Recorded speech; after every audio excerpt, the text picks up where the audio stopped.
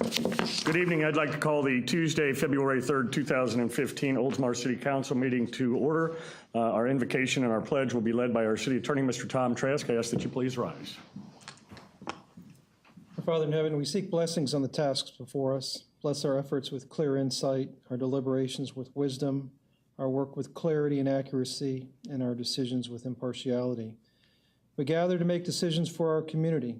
May we use only our best skills and judgment, keeping ourselves impartial and neutral as we consider the merits and pitfalls of each matter that is placed before us, and always act in accordance with what is in the best interest of the city of Oldsmar. This we pray. Amen. Amen.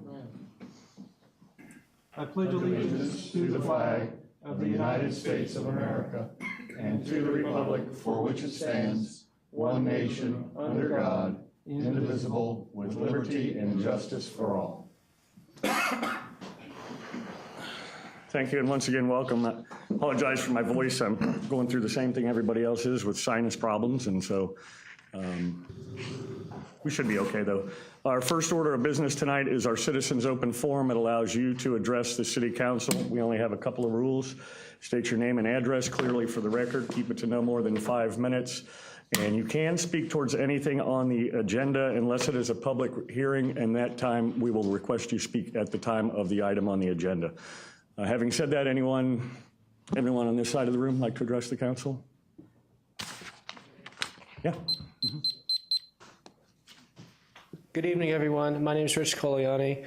I'm a recent resident of 10762 Awkward Neck Isle Court and on the other side of the county line, 33615. I'm here on a bit of a hope in that all politics are local. In 2005, I petitioned for the first time. I was a paid petitioner. And I'm a very professional person, and we were working for the Cancer Society and Common Cause. And now, today, we have Tobacco Free Florida because that tobacco money won by Tallahassee is now used for the Tobacco Free Florida campaigns. And now judges, for better or for worse, are deciding on the changing of voting district lines. That was the issues I helped get to the ballot. What I'm hoping we can get accomplished here, I was talking with Tori Perfetti earlier today. I'd like to petition. I'd like to be able to, something's changed. After the 2005 campaigns and the 2006 election, it seems much more difficult now to get any retailer's consent to be able to address people professionally and candidly about an issue. The issue right now that has me fired up is this solar energy ballot. It'll open up the market so that people can produce, use, and sell up to 25 megawatts of power and say goodbye, so to speak, to TECO or Florida Power, Light, Duke, what have you. So I'm hoping I can get permission. Obviously, my eye is on Walmart, for example. In the past, I had Walmart say, stand right there, don't do this, do that, and you're fine. And I helped a lot of people in that I made them aware of an issue that they felt great about. At that time, it was Tobacco Free Florida and gerrymandering. And I'm hoping this year, in line with the strategic vision of this city and in line with green energy and so on, give people a choice. I'm just hoping I can somehow get a permit of some kind so I can address people that are leaving or going into stores, hey, you're a Florida voter, would you like to have a choice in your electricity? It's just that simple. That's what I'm hoping for. Thank you. I'll let Bruce to answer, but I don't know that that's something that the city council can mandate on somebody or allow. It's private property, so. I think I'd rather defer to the city attorney. I have an opinion, but I think the city attorney would probably be best to answer your inquiry or respond to it. Yeah. Could I follow up with that person? That's me. I'm right here. Right here. Okay. No, there is no permit that I'm aware of that the city could issue. You have every absolute legal right to talk to people in public spaces. For example, on sidewalks and outside the front of this building, for example. But as for private property, the city cannot get involved in pushing or coordinating efforts for you to speak on private property. So you need to contact each one of those businesses independently. Yeah. Well, the Women Hope, call it what you will, what has me here right now is my experiences in California. Now, California still, as I'm sure, hasn't changed. In California, we can petition pretty much anywhere. However, there are certain local governments, because in California there's a lot more city governments than here. and all politics are local. So I sometimes had sheriffs for that city come up to me and say, if you don't leave this target, you're going to go to jail. And I say, state law says I can petition here. I said, no. Did you hear me? You can either leave or go to jail.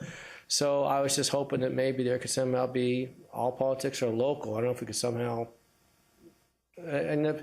create something on paper that says, work with this guy. You know, he'll be here at the times you specify. He'll stay where you ask him to stay. And all he's going to do is ask people if they want to exercise their legal right to get something on the ballot next year. That's what I was hoping for. But if it's not possible, it's not possible. It's not something that the city would necessarily be involved in. And, Okay. Bless you. Bless you. Thanks a lot for your time, everybody. Thank you. Okay. Thank you. Anybody else on this side of the room? Anybody on, did I see a hand? Yeah, Dan. Dan Belcher, 1791 Split Fork Drive. May or may not be of consequence, but running for city council. One item on the packet for this evening is the memorandum of understanding on the town center proposal. I've read through this probably 3 times in the last 48 hours, and nothing terribly concerning about it, but one thing I would ask the council to consider is not entering into an agreement with one company because only one company answered. We sent out a request for proposal on this project, received basically 1.5 proposals back, which tells me there was a problem with the request for proposal process, that any number of developers in the state, in the southeast, in the country didn't respond. And it may be advisable to come back and address this issue one more time in order to get more than one suitor to the dance. That's the only statement I have. Thank you. Thank you, Dan. Anybody else on the bride side of the room? Anybody on this side of the room? Well, I figured the bride had more friends, so. Anybody on this side of the room like to address the council? Jerry, got anything? Nope, seeing no one, we'll close the citizens open forum. I've got my mayor's minute. It's going to be brief, just a couple of items. I just want to note that Bright House channel for Oldsmar government will be moved from channel 215 to, from 615 to 604, and they will not change on Verizon or WOW. Oldsmar elections, you have until Monday, February 9th to register to vote. Also, pet food for fine. Oldsmar Public Library will be accepting pet food, bags or cans, pet toys, and blankets for fines. Each item equals $1 towards your book fine. And we went to a great luncheon last Friday for first responders. It was attended by over 500 people, and we sponsored a table, and it was just a really nice event that acknowledged the fallen officer in Tarpon Springs and his family. They gave her $10,000, and they also donated a little over $29,000 to the Florida Sheriff's Youth Ranch. So a lot of municipalities involved in it, and it was just a great event, and the city was well represented there. The only other item I have is Melanie Grigsby. It's not on our agenda, but if you would like to come to the podium, I think you have a guest here. Yes, sir. While I'm in uniform, it's Lieutenant Junior Grade Grigsby, or ma'am. Or ma'am. So I've got a special guest here, Roger Trout, his wife Pauline Trout. Welcome. Thank you. Sure, we'll take it for that. Absolutely. We're from the Department of Defense, and we're here to help you. Actually, I'm retired reserve officer. We represent the agency for the Department of Defense that's employer support of the Guard and Reserve. And one of the things that we do is encourage our reserve and guardsmen, if they've got really special people that they work for, and I know I'm preaching to the choir in this room, and the council and the city in general, which we have something in the works to appreciate what all you do.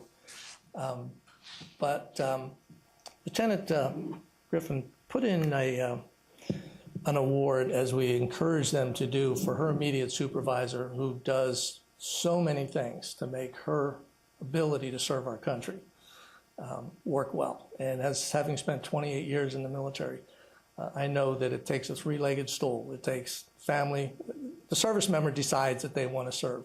The family supports it, and the employer supports it. And if that doesn't work, then it just falls down. Sure. So we really appreciate what you all do for her, and especially for a special person tonight, her supervisor, Lisa Ray. Let me let Colleen read what Melanie said about her. And we've already had a chance at that. Lisa, why don't you come up here? Don't hide. You can't hide. So on the nomination, it reads, prior to accepting the position at the city, I requested that my supervisor understand I am fully committed to my military service and needed her support. Since accepting the position, she has never denied me an opportunity to execute orders, as well as manage my unit, an extremely demanding job for a reservist, which at times involved me leaving my civilian job to go to the base to take care of urgent items. Not only my supervisor has supported my service, but it has also been accepting and understanding for all the changes that have occurred in recent year due to Navy Seabees force realignment. The realignment resulted in me executing a total of 31 days of orders per calendar year, which is up from 18 days the previous years. My supervisor also ensured that for every day that I executed orders, military leave was approved for each and every day. This entitled me to full pay from my civilian employer while I was on orders. She also allowed me to work remotely while I was traveling to execute orders at an off-site location for urgent items, as opposed to preventing me from executing the orders or completing my work. And she has requested that we make this presentation today at the City Council. And in addition to the award, we have a Patriot pin that we will also be getting for everyone here because you are supportive. But this is in recognition of your service and appreciation for ensuring continued respect for our mission. Thank you.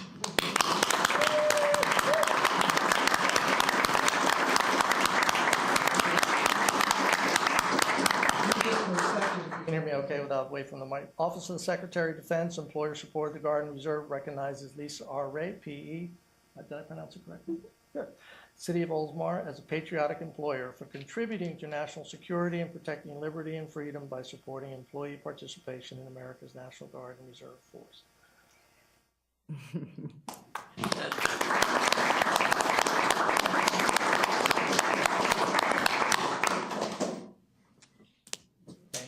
And thank you all for all of your support to our Thank you. Guardians. Before you leave, Yes, sir. I got to tell you that in 2000, we had an employee here that was reservist. I believe he was our National Guard, one of the two. And he was called to Desert Storm. And he was told before he left, his job was guaranteed forever. And he got his pay every month from this city. Thank you. Yeah. And that's how we feel. Thank you. The contract, just to close it up on here, because I ain't got business to do, but I'm also an ombudsman, so when it goes wrong, I get to deal with employers who, for the most part, want to do the right thing, but just don't understand the law. So anything that I can do to help do that. And I had a young man who said to his battalion commander, as he was moving out into a firefight, he said, "Sir, I don't know if I'm going to have a job when I get home." We didn't care. That should be the last thing We don't you care need to about worry any about. law. That is the policy here in this city. Fantastic. Thank you. Really appreciate that. Yeah, we did our homework. You guys do. And ladies. Thank you for coming. Thank you. Would the award winner like to say anything? She's in tears. This is just, I know that this is something the council supports, the mayor, the city manager, so it makes it easy for me to support because I know I have your support in doing this. Thanks. And this is an honor. I really appreciate it. And you thought you were here for the consent docket. Well, I'm here for that too. Aww.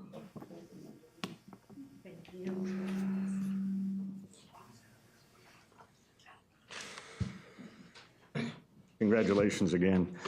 Our next item is our Community Redevelopment Agency. We only have one item, and that's to approve the Memorandum of Understanding, MOU, with Smith Equity Builders Incorporated for Market Square. Bruce, do you want to go over that? Yeah. Before I start, I did want to just point out, everyone might not know that Lieutenant Grigsby is our Public Works Administrator and Lisa Ray is our Public Works Director. So that's kind of how the pieces fit together, yes. Okay, the Memorandum of Understanding regarding Market Square is the framework for a development agreement. We would anticipate, if this MOU is approved this evening, that we would negotiate a development agreement and bring that back to City Council prior to the end of July. The council has some familiarity with the project based on a presentation at a work session held back in November. The project is the same project that was presented at that work session in November. The MOU, as I said, kind of outlines the framework of a development agreement, and some of the major points I want to review this evening include the project will be composed of three major components: retail, hotel, and residential. And there are some other parts to the project, as you'll recall, including some commercial cottage along State Street, other separate out parcels, potentially for a restaurant, and another one on the conceptual site plan is referred to as the Village Market. So those are, but the three primary uses are the retail, hotel, and residential. The MOU does make a provision that a conference center is still a potential part of the project, although that has yet to be determined. The development of the project would be funded through land sales, the sale of those parcels for the major users and then also the secondary users as well. The proceeds from the land sales would be held in an escrow account. The disbursements would be approved by both the city and the developer. The developer's compensation is in two parts. The first part is the administrative fees. Those are capped at $750,000. And the second part would be what remains from the proceeds of the project and the land sales and the or after the costs are covered. Half of that would be retained by the developer at the conclusion of the project. The actual timing of that disbursement is something that would be worked out in the development agreement. The MOU outlines that the city would contribute $1.6 million towards the construction of a parking garage, plus an additional $500,000 for enhancements to the parking garage, for $2.1 million. In the end, we would own the parking garage and operate the parking garage. We would anticipate if a conference center is incorporated into the project, that contribution would increase. The developer is responsible for all the soft costs, front-ending those costs until there is a land sale, at which time he would be reimbursed for those soft costs related to planning, design, engineering, permitting, legal, marketing, insurance, and overhead, things that go into developing any project.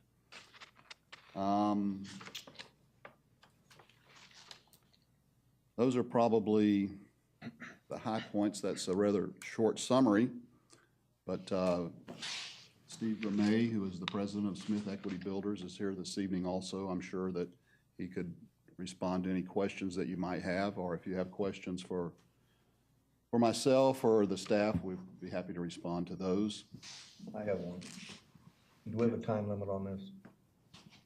Time limit on what part? It's anticipated it'll be a 3-year project. For performance? Yes. And then there's no money to be refunded? Money to be refunded. Well, I don't anticipate there's money to be refunded. As I said, there's two parts to the developer's compensation: the administrative fee, which has a cap on it, and then... Or reimbursed, I should have said. Well, the administrative fees would be on a reimbursement basis. In other words, he has to front end those costs, and then after sale of the land, or a part of the land, the first piece, he would be reimbursed for those. Okay, but within 3 years, if nothing had been done, and if that developer has lost money, he loses money. Well, there's no guarantee in that sense. The timing of how the developer would receive compensation, as I said, it would come from the sale of the land. Until a parcel is sold, he's not going to get paid anything. The timing on the second part of his compensation would be worked out in the development agreement. And there's, you know, we don't have all the details. That would, of course, be in the development agreement. So this is the framework. And Will it come back to us? Yes. oh yeah, the development agreement, of course, is a more lengthy process. It'll actually be reviewed by the planning board, and the council will have to have 2 public hearings on it.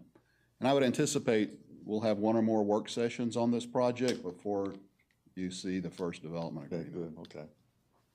assuming that you approve the MOU tonight. Any other questions from council? The, are you going now? The out parcels, so do the buildings need to be constructed before he does a land sale, or could he sell it without any building on it at all? Yeah, the way that it's envisioned that this would work is Mr. Grimet is not the actual developer. Let's, just for the sake of discussion, assume that the retail is the first piece to be developed. That would be sold to some other party, and they would build the retail building or the retail part of it. And then the site plan would come before us to approve it? Well, there'll be a master site plan to cover the whole project, and that would come before council, and that would be developed by Mr. Grimet and or the entity that he creates for this project. And then when there's an individual parts of it, the city council, of course, reviews all of the site plans in the community redevelopment area. So that would also, so whether it's the retail building or let's say the hotel was the first thing, when it's at that point where party A or B is ready to build the hotel, of course, they're going to have a site plan done in greater detail for the hotel, and that would come to the city council also. Well, to follow up on this, and maybe you're alluding to this, that if someone buys that particular piece of land to build whatever on, and he turns around and tries to sell it, that ain't gonna work. You mean the person that bought it? Mm-hmm. Well, I'm not sure, was that a question? Yeah. Let's say this person comes in and decides they want to buy a piece of land and build something, and then tells us what they're going to build, and they buy the piece of land, and they have no intention of building anything there. They have an intention to sell it to somebody else for whatever. Well, Can we Mr. be Trask might protected want that to way? respond to that. That, of course, is not clarified in this memorandum of understanding. It doesn't go into that great a detail. Does that help? I mean, I have concerns about, Bruce and I talked about the out parcels, just ensuring that, you know, it says Village Market on here, but it could end up being a dollar store, I don't know, you know what I mean? And that's my concern, is I want to make sure that there's something in this understanding, because I think Steve and John and everyone knows what we're looking for, but at the end of the day, that may not be what gets delivered, so I just want to make sure that's covered. We would more than likely address that in the development agreement. It will come back before the July 27th cutoff point. We could address that and make, you know, build in contingencies or conditions or restrictions on the land as we move forward. Okay. That would be something that we want to address in that agreement. And whatever's built would, of course, have to comply with the architectural requirements of the town center code. Okay. And then you didn't mention this, but the park, I saw that's still in there, that we're still planning on utilizing this backspace area as a park area on the corner, at least It will it's be on. open space, and the reason I'm using that term is I don't foresee intensive use because I don't see a lot of people gathering that close to To the State Road road. 580. Yeah, I agree. It serves a purpose, I think, Green still as space, open yeah. space, and it will also provide an opportunity to make the rest of the project probably stand out, particularly if we know we got a lot of cars out there. For the traffic that is eastbound, it'll provide, I think, a better visual for them. I agree, okay. What's our, two parts, what's our exposure between now and the time the development agreement is executed? What's our financial exposure or anything? Is there any? Well, I don't think there's any. Obviously, if you approve this, we'll be spending staff time Yeah, on it. sure. But I don't see any, actual And cash out. sure, and I didn't think so, but just thought I would ask. And then theoretically, let's just say that, because I read through it and I kind of got myself twisted up when I was reading it, as everybody has. I've read it a couple of times, but so if the team incurs, let's say, $100,000 worth of upfront expenses, for design and all the various components, and 2 years down the road, the property hasn't sold, is that money he's out then? Well, there's going to be a schedule that if nothing happens in 2 years, well, we can ask Mr. Gramay what he thinks about that scenario. I don't foresee that happening. But he knows, as I said, he's got to front end the cost, and that until there's a land sale, he doesn't get any money. Okay. And if it never sells, then they're just out that front end cost? I would think so. Or unless what I there's would talk something about to the before. contrary in the development agreement. Say that again? Yeah, well, Unless that needs there's to be in the something development agreement. Contrary to that in Time the schedule. development agreement. I know the devil's in the details, but I just was curious, Right now, the way this memorandum of understanding is that he only gets reimbursed if we sell land. Right. That's the starting point. Sure, okay. Okay. And that's just a risk-reward kind of deal. Yeah, there is one other point though I need to mention and about, what might we spend going forward if this is approved this evening. The city is responsible for any environmental cleanup that might be necessary. So we're going to do further investigation on that point if this is approved tonight. But that would be something that is at this point, I don't know how I could translate that into dollars, but Was there a phase one done of the Goodrich property, and did it show any indications of?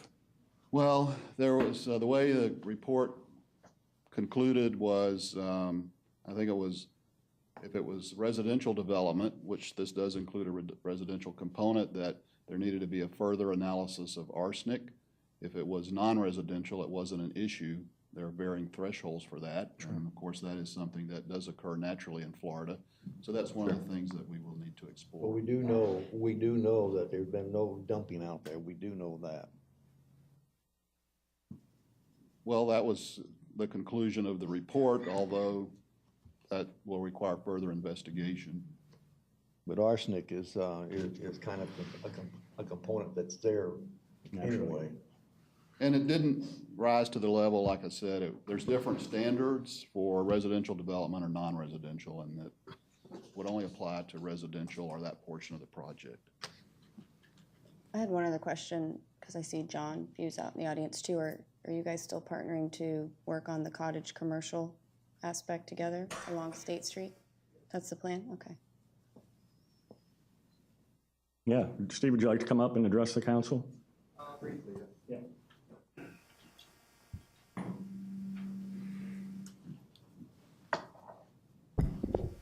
yeah, I just want to say, Introduce yourself. Steve Gramay, Address. 713 Bay Shore, Tarpon Springs, Florida. Love to be a resident of Oldsmar, working on that. But I just want to say I really appreciate, what it took to get to this point, and it's a very difficult process, and nobody has all the answers. But the important thing about this MOU that we've been in pursuit of for some time is to demonstrate the willingness of the council to move forward on something that is frameworked around the three major components as Bruce so eloquently described them, to try to get that mix, to try to pull it off. It's a very fluid process, but what we're fighting here is the overall density that you could build there, which is 600,000 feet, and what we're proposing, which is about 274,000. That looks massive, but it's still inside the 6 stories, and we do think we've made some steps to mitigate it. So I do want to say that whether it ends up 250,000 feet or whether it ends up 400,000 feet, we're going to do the best we can to get the best return for the city, and that is to create a tax base for some mix that you're comfortable with, something's new for Oldsmar, something that really helps this back neighborhood recreate itself, if you will, and generate some interest on this side of Tampa Road. So that's what we're trying to do, and I do really appreciate this opportunity. And it doesn't come without risk, and it's come with a lot of hard work, and your staff's done a great job of beating me up to the point that I don't get any money unless I sell it. So, but rest assured that there'll be plenty of places between now and July, say, where you'll be looking at different plans as we've settled it down, we've showed the market that it's a real project, we've got the people that are busy to focus on it as quickly as we can and come back to you and say, this is what we think we can do. And what we think we can do is what we showed you. But we have to get to that next step. Go pick up the phone for the next couple of months and get meetings scheduled to get as much of this deal put together as we can. So with that, again, thank you. But I want to introduce everybody that's here who's worked a long time. I'll just take them in order of seating. This is Jerry Kurtz, Ybor City architect, world-renowned. He's been working on this project probably since 05 or 06, really. He's been through 27 generations of them, and he only likes a few of them, but he's drawing them all for us. Gary Greer, he's done all the pretty pictures. He's from Safety Harbor. Gary's an artist himself. He does a great job with graphics, and his knowledge of real estate increases every day. Right, Gary? John Gillott, he's Palm Harbor-based international appraiser on weird stuff. I think Tom Tress familiar with him. John's here, and he's going to help us get through the actual valuations and make sure we're on the right track to which way we head.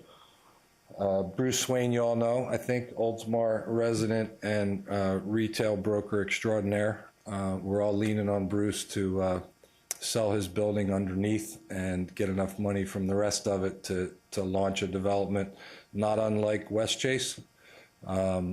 And we use that kind of as the model, and everybody's seen it and it works, and Bruce is comfortable with the product. Could change, but we'll see. I think, Bruce is one that's been very busy too. He's talking to retailers every day with Insight. He's a broker with Insight now. They have national accounts with many retailers. So I think the retail mix will come before you pretty quickly and say, this is kind of who we're thinking. It's not a Big Lots or a Family Dollar, but I think they're good, foodies and things like that, new brands, national brands, credit tenants. So we'll see what we can do with that. And Bruce is really the man for that. John Buse, you all know, and John's a busy guy too here in the city. And John is incredibly talented architect and design builder and developer. And we're looking for his offices across the street, as most of you know.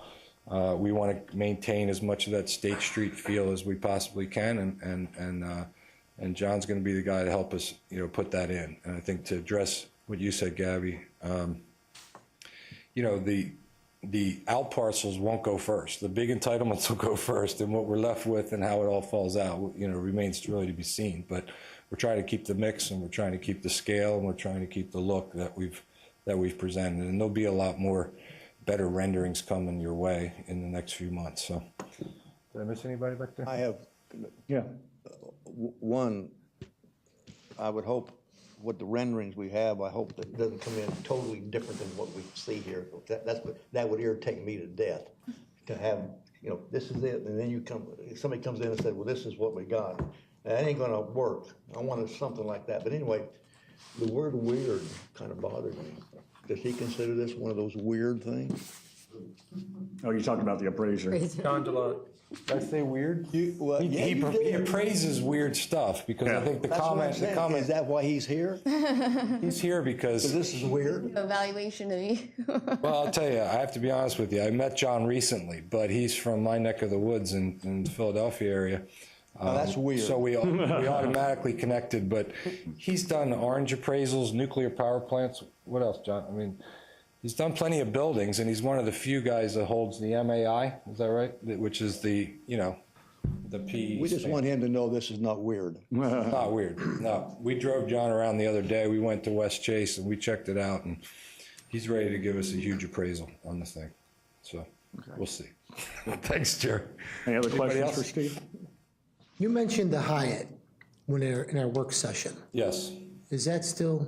That picture that you see is the Hyatt Place current prototype. Right. I talked to Hyatt Place yesterday. They have 54 Hyatt Places under construction right now. And they have, I don't know, several, probably 500 or 600. So it's a brand. It's not unlike the limited service hotels you have here now, but it's a step up. Hyatt's always been a step up. They got in the game a little later. And, you know, I prefer the brand. They're a missing brand. They've expressed an interest since '07, so it's their site to lose, all right? But the developer's got to come that wants to develop a Hyatt Place. So those are the people that we're trying to corral with the help of Hyatt to get their brand here. You know, another brand could be Starwood. They're not here either. I think it was talking about the Hyatt, wasn't it? No, the Hyatt Hotel. Yeah, so that's why Hyatt's in there. And it's not the Hyatt. I'd love to get a Hyatt, you know, and replace the downtown Hyatt that left in the conference center here, but I don't think it'll happen. But, you know, stranger things have happened. Thank you. I actually do have one comment. I was real happy to see that in there is also the contingency for the rooftop garden. If we get the Hyatt Place, I noticed that in it, we would be still in control of that because the rooftop garden would possibly be on top of the parking garage, which we're going to own and operate. Right. And so I'm glad to see that that's in there. Would the Hyatt be okay with that? I mean, would they want their own rooftop garden, or would they see that as like competition to their? It's not something that they normally do, right? But what happens is you have that one shot at them when you sell them the parcel for development. Then you have conditions, and you can say we want this, and there'll be some give and take on that, obviously. But you know. We've done deals where, you know, you sell Marriott the hotel, but you retained the 130 square foot front desk, you know, so you can do it in a transaction. Whether or not they would go for it, you know, it's really no sweat off their back. The devil in the details. Yes, and obviously on top of the garage is a great place for a rooftop garden too. You'll own the building anyway, but, you know, that remains to be seen. For sure, we all know that. All of that's going to be in the future. We ain't going to decide that tonight. But I think it's good to hear that we all think that there's some value to getting up over the trees and getting that view. Right. So we're all after that. For everybody that somehow. For everybody that doesn't know, in the work session, we talked about this, and even if we're 3 stories, but if we're 5 stories, if it happens to be 5 stories, you can see the bay, you can see the sunsets. And there's places all over the country that people go to that one spot in the city to go up to the top of the building to watch the sunsets and to watch the beautiful scenery. And it's exciting to have that in there. Yeah, we're going to try to do everything we can to make sure we get a view out of this thing. Yeah. Do you mind addressing, just because I've had some residents ask about it, and I know we talked about it and I understand it, but I know originally we were proposing having kind of like a Central Park type area or a central feel where people would gather, and maybe it was a spray park or whatever it was. And I know we talked about the financial kind of aspect of that, but do you mind addressing that just for anybody that might be watching or that had sent some letters or emails? Yeah. You know, there's all kinds of parks, and I'll use a term that Jerry Kurtz has been teaching me for years. There's an active park and there's a park. So some people come to sit in parks and read a book, which you don't see a lot of that. And as I've pointed out, you have a beautiful park down the street, which I would prefer to sit at personally than inside of a bustling urban center, if you will. But I do think that is become the gathering place, you know, where the gathering place used to be the train station and the local hotel. This will be the gathering place. There'll be park light amenities, right? Jerry, any other good architectural? Okay, so it will be an active park, and you know, there'll be plenty of places to gather and you know, as this plan moves around and we see what kind of dimensions we have left, we'll take every opportunity to make sure you know, we've made it a really great destination, because that's what's going to make it successful anyway. Anything else? Thank you, Steve. Thanks. Any other questions? If not, I need a motion. Wait, were you taking public comment? Did you have a comment? Yeah. I didn't know if you were going to address it earlier on, that's why. Well, you asked us to wait. Oh, well, it's not public, but it's not a public hearing, that's why, so. Right. Okay. Yeah, Eric Seidel, 114 Shore Drive Place, beautiful Oldsmar, Florida. I have just a couple of comments. I think it's exciting to see the progress and something, to be able to look at and hold. But I would ask the council to consider tabling this vote, because this document, the financial terms just came out. I mean, while I realize it's a non-binding event, because I've read it, we've been reading it all, and that it is non-binding. However, now that the kind of economic picture of it is painted a little bit, and having just got it, I think maybe some of the citizens might enjoy just an opportunity to digest it a little bit in case they had some questions before you provide the marching orders for the manager to, these terms are okay, and go work on those, so that you have that kind of timeline. Just something to consider. Well, this is just the beginning. I mean, we have to take that first step. We've taken 2 steps before. I was there. And they both went backwards. I was there, and that's part of the reason I would suggest that. How long have you had the memorandum of understanding? I mean, when did you get it? I mean, maybe you guys have had it for a few weeks, or we just got ours as candidates in the last day or so. But there's going to be so many meetings on this. Public hearings. Didn't you say, Mayor, we're going to have 2 public hearings? There's, yeah.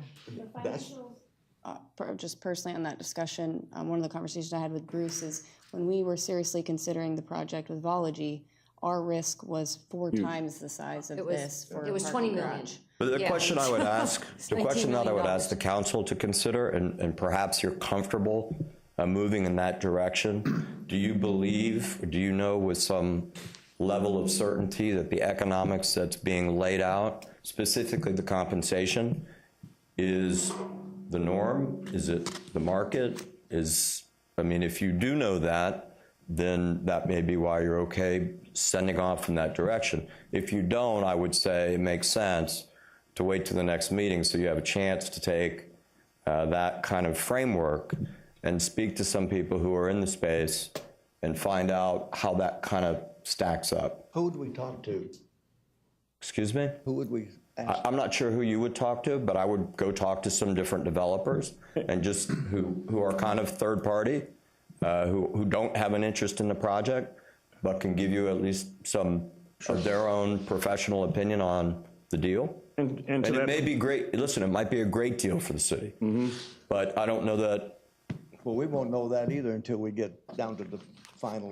Anyhow, that was my suggestion. That was the reason why. Right. Okay, And I guess to that extent, and I kind of had that in my mind too, as to how the $750,000 and 50% of whatever the balance is remaining. How was that, and how competitive, or how do we shop those numbers? How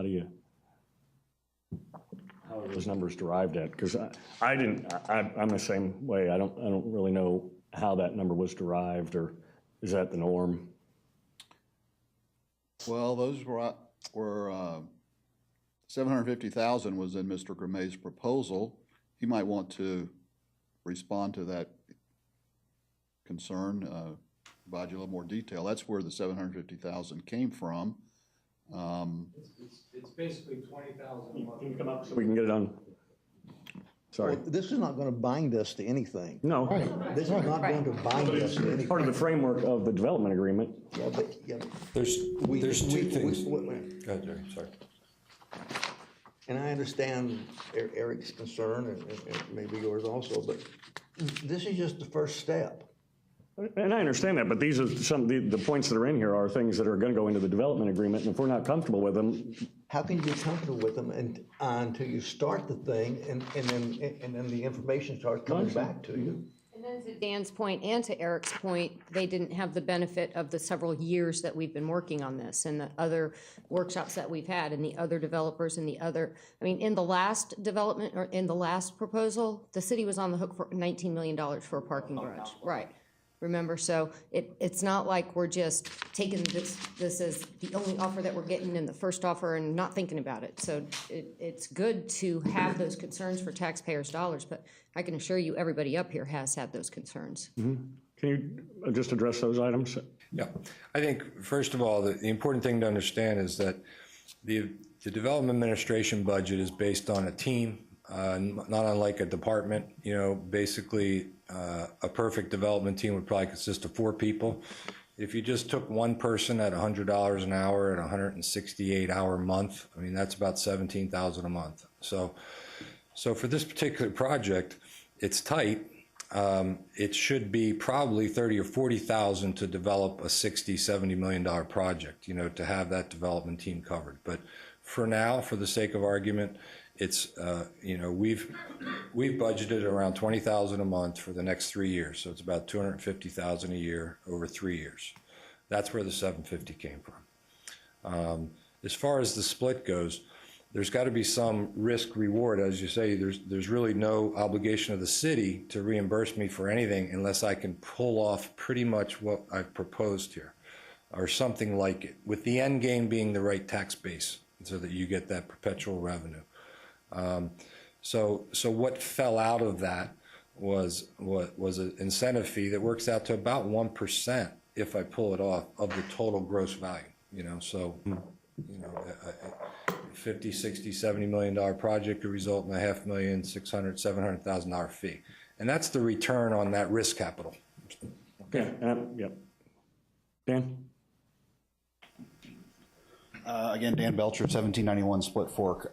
This goes back to the original point of what is our basis of comparison? If we go back to the last time we were doing this, and we were $19 million possibly in the, you know, into this project without even putting a bulldozer on the ground, that was how many years ago?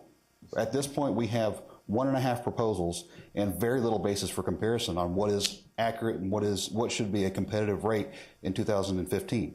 Now, I'm not saying anything against Smith Equity. The project looks like it may be a nice project. I have nothing against it, but what I'm saying is, what is our basis of comparison in 2015? We have 1.5 proposals. And when I say 1.5, the half is one other company that said we didn't have enough time to get it put together. Mm-hmm. And I mean, what is the cost of going back to the developers that did not participate, putting out another RFP and saying you got 60 days. You know, find out why they didn't participate. So you got 60 days. Now we got 4 proposals. We can have a basis of comparison. I mean, when I went out and bought my house with my wife, we didn't walk into the first place and say, yeah, that's it. Sure. We shopped it.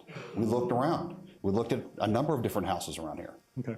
So that's kind of the purpose for having multiple proposals.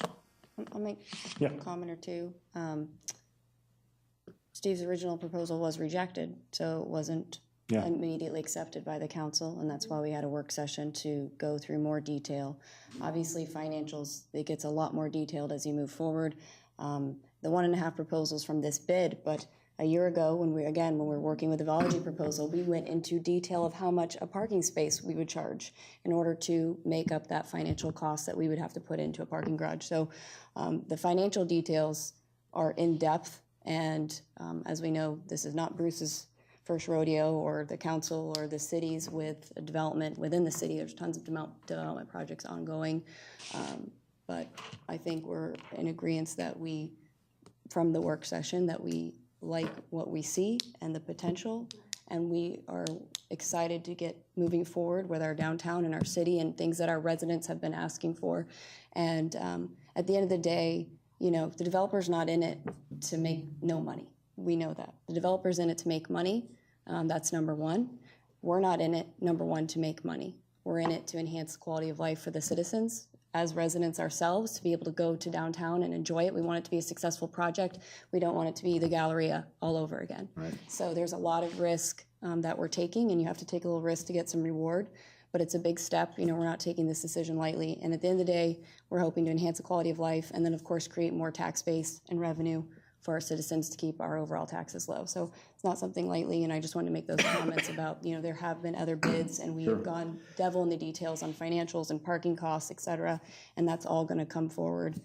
This is the first step. And I think, well, one of the reasons why we didn't get any more, I mean, there was more people concerned that wanted to get into this, but they didn't have the financial backing, and that's why they didn't. I know of 2. That's why they didn't come in here and make proposals, because they didn't have. In fact, that's the one thing we checked. They didn't have the financial backing. I mean, they could bring us in a beautiful. We have that, a beautiful schematic of what they were going to build. how are you gonna build it? You have enough money to do that?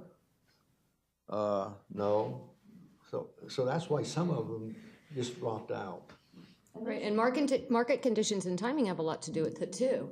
The real estate market is good right now. We don't know how long it's gonna be good. We waited, we had several years and a lot of research and a lot of things to get to this point. We could continue to do it for another couple of years, and then we could lose the opportunity altogether because then something might be different in the market. Or the Hyatt Place might go to Dunedin, and we wouldn't even get a chance to have something like that. So I agree with Gabby. There's risk here on this parcel, and there's a reason why there hasn't been a lot of bids and opportunities, and we're not just going for the first opportunity. Again, like I said, Steve's original proposal was rejected until we got more in depth with it. If we were Dunedin or Safety Harbor and our downtown was wider on the waterfront, we'd have 30 proposals because that's an easy sell. Sure. We have risk, but I think this is a good opportunity for the city. Mayor, can I say something? Oh. Not at the second. The timing with Gator Nationals couldn't be better with us or the BMX track. And I mean, to a lot of the discussion that we've just had is, we went through this process with the previous team, and I think what happened in that case, which is kind of the reverse here, is that the team fell apart because they were what they were originally told, and what it wound up when it finally got to us was a completely different theme, and this is a different. While Steve may be heading it, he's got players involved for the different components that are already there. So I mean, it's a well-structured, it appears to be a well-structured team, to get us to where we want. What's exactly going to look like, I'm not sure, but. In the Vology proposal, there were 15 good quality people working on that, and at the end of the day, it fell apart. It fell apart because we went back with some financials and we requested some, some additional, some lower risk in the financials, and they didn't move forward. So, we look into all of those details to make sure. That's why a lot of them backed out and did not make proposals. The thing I want to say, being the new guy, I'm just so glad I went to the work sessions with everyone to learn about these projects. I feel this is an important move, what Gabby just said, to move the community together, to bring the people together. This is a great opportunity for us, and I love this whole plan. Okay. Anything else? I didn't get a motion. Did I get a motion? I said so moved, and Second. then I got into discussion. Motion and a second. Any other discussion? Did you have something I don't want to be. Just wanted to clarify, I wasn't speaking against the proposal. I was suggesting just waiting. Okay. Gotcha. Motion and a second. Was there someone in the back too? I thought. Were you? Did you want to speak, sir? Did you want to speak in the very back? No? No. Okay. Motion and a second. Waiting. Any other discussion? All in favor? Yeah. Aye. Passes 5-0. Thank you. Thank you, gentlemen. Our next item is our consent docket. We have 7 items. Approve the minutes of the November 18th, 2014 City Council meeting. Award the bid for the purchase of soil materials for construction of the BMX Supercross Track.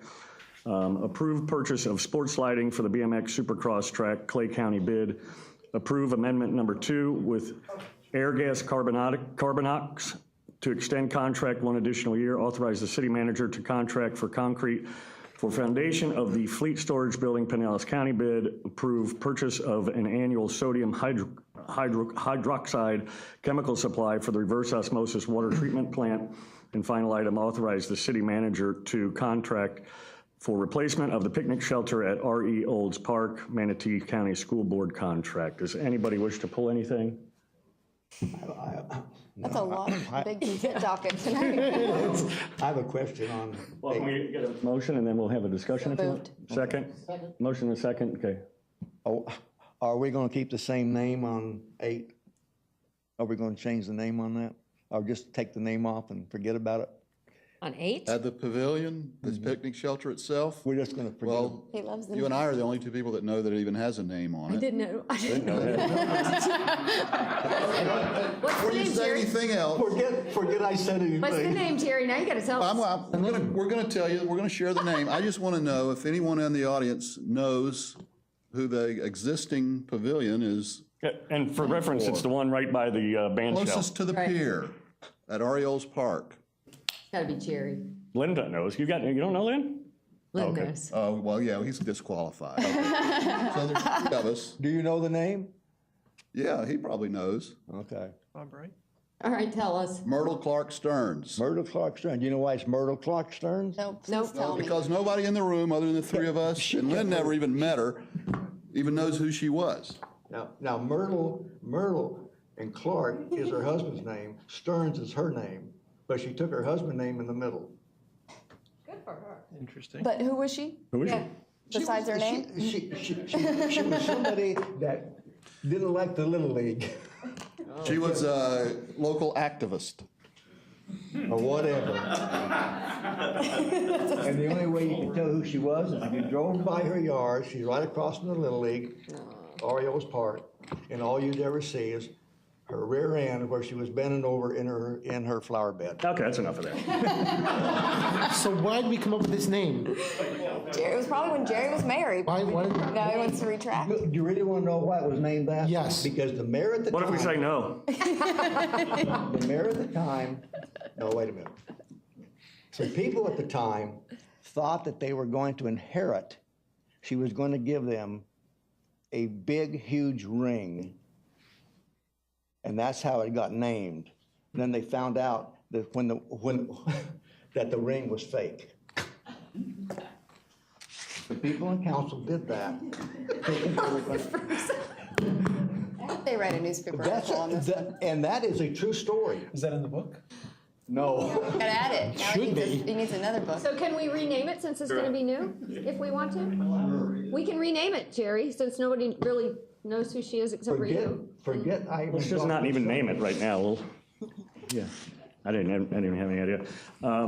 We have a motion and a second. The only thing I'd like to address, and I know because the person's in the audience and has talked to me, and he's actually a neighbor of mine, but the lighting at the BMX track, I just want, maybe if Bruce can give the Cliff Notes version, we did have somebody that submitted a bid, but it was quite a bit higher. And the only reason I bring it up is because it was LED, which is, green, very green, but at the end of the day, it didn't work out and it cost a lot more. I don't know if. I'll ask Mr. Reeves to address that. Yeah, but did you do the cost benefit of the energy Well, savings? I just, it's quite a bit. Lynn Reeves, Leisure Service Director.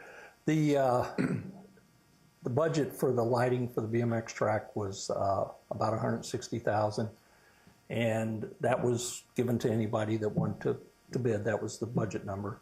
The LED lighting came in at $269,000. That's got a 10-year warranty on it. The foot candles was $30,000. The one we're going with, Musco, is got a 25-year warranty on it. It's not LED, but still a 25-year warranty. It's Musco Green. That's their program. And its foot candles is $35,000, so it's a little more lighting. But we had one other person that we talked to, and that was Hubble, and they couldn't do anything either, really. So all the lighting in Canal Park is Musco. It's all control link operated. The other concern I had is there was none of that type of sports lighting in the area. And so. You mean existing? Existing. So it appears it's a newer technology in this area anyway. And really, having the LED in a building that is going to be on all the time, you would get that cost benefit where you would save on energy. But since it's going to be used intermittently, it would take, you probably never get that back. If you're Not talking $100,000 more. 12 hours a week. Right. And if I took that as an average year-round, and it's not 12 hours a week in June, July, and August, it's probably 3 or 4. So there's a big difference there. If it was on, Right. like you that said. makes sense, right. And Jerry, you're not going to hear me say this very often, but sometimes it's not advantageous to go with the environmentally sound option. I heard it. Should I leave? It's on the record. Well, do we know long-term costs?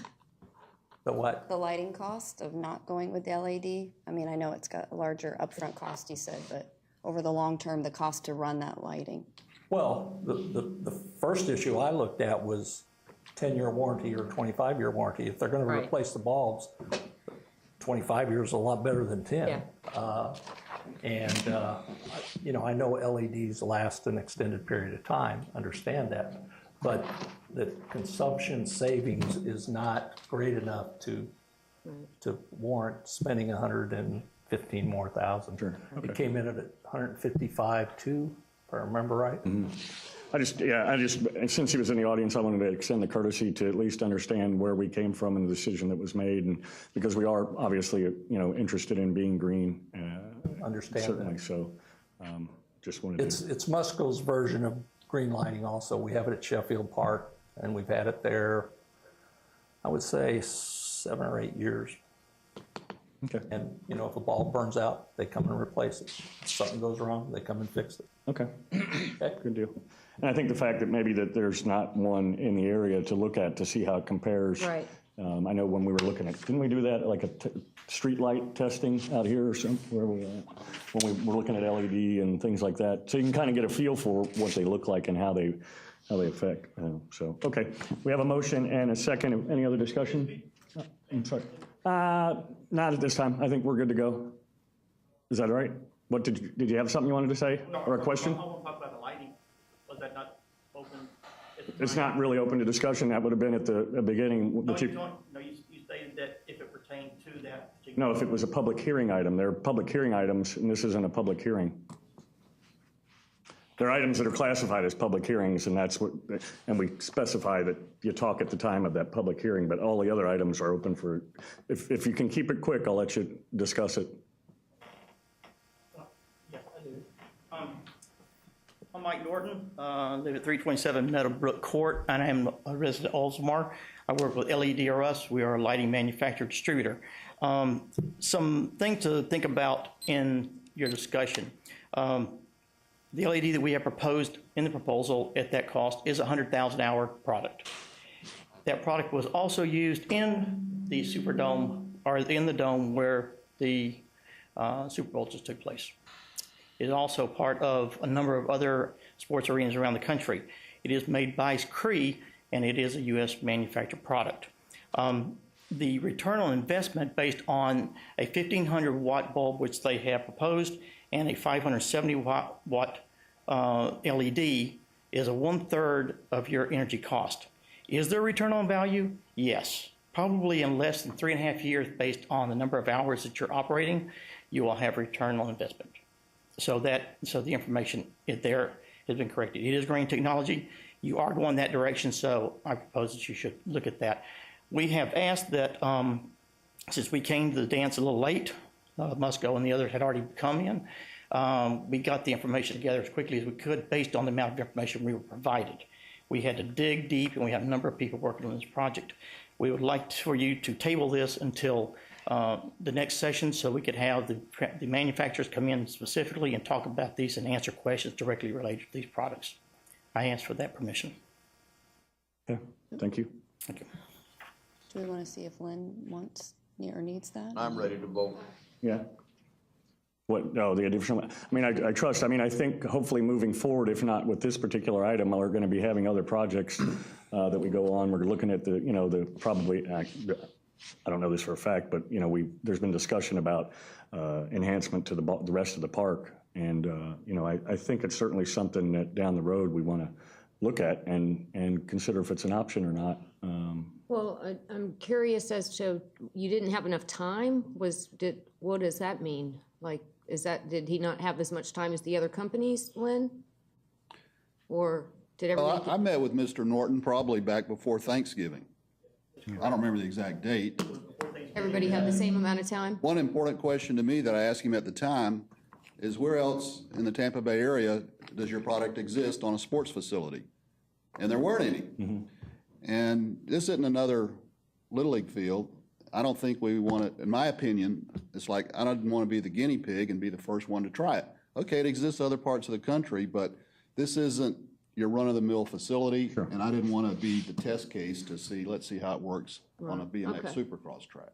And I think that has some validity to it, certainly. I mean, you like, especially when it's new technology, you like to see if it functions the way you do when you go out and see it in person. Is the Musco products made in the U.S., Lynn? Do we know that? Okay, all right. I mean, he did bring up a good point about that. No, that's fine. But no, I agree. I mean, we don't want to be a monopoly where Musco's running all the lights all over just because everybody has them. You want to give other businesses an opportunity, but I feel like if everyone had a fair chance to submit it and it's came in our budget, then I think we could move forward. Okay. Anything else? I'm ready to vote. Motion and a second. All in favor? Aye. Those opposed? Passes 5-0. Thank you. Next is the City of Oldsmar. Item number 9 was brought to our attention by our Councilmember Gabby McGee at the last meeting. Bruce and I and Gabby were kind of the only ones talking about it, and I thought it was a great idea. February 8th of 2014, we lost a huge component of our city council in our city in Janice Miller, and we try and remember her all the time, but I thought Gabby brought it up and thought it'd be nice to honor her since her term will be coming up, and that it is the 1-year anniversary. So we've kind of put together a little slideshow to remember Janice. Good.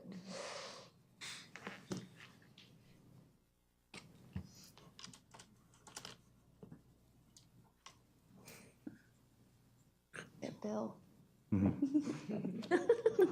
Bill in the back. He photobombed that, didn't he? Yeah.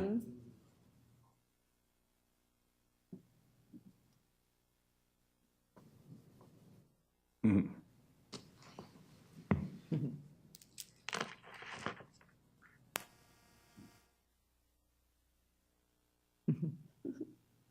Oh.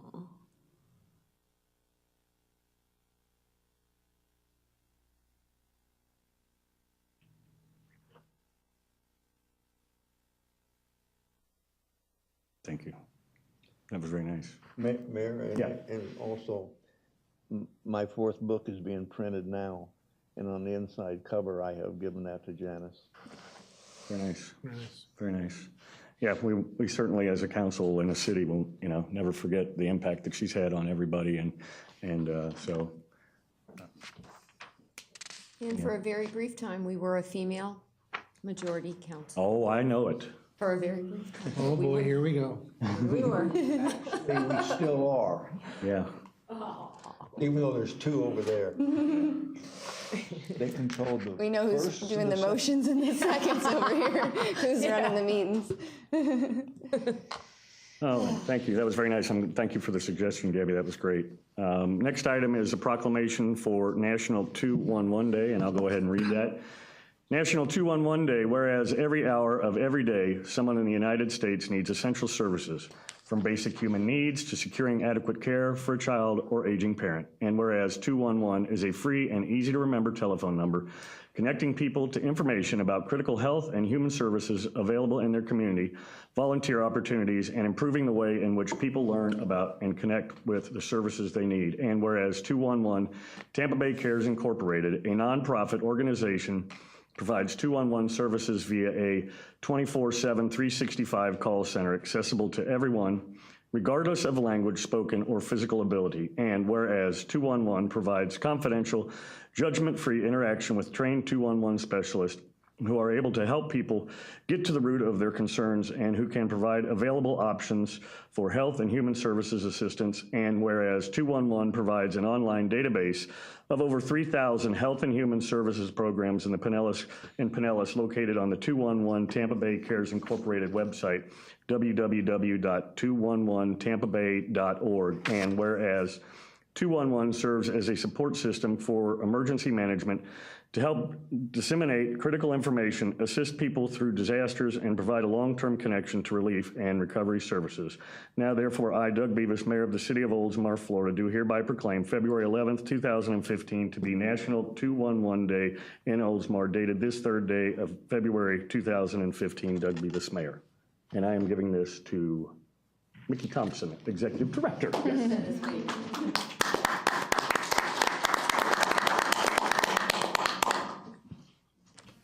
And I'm going to call up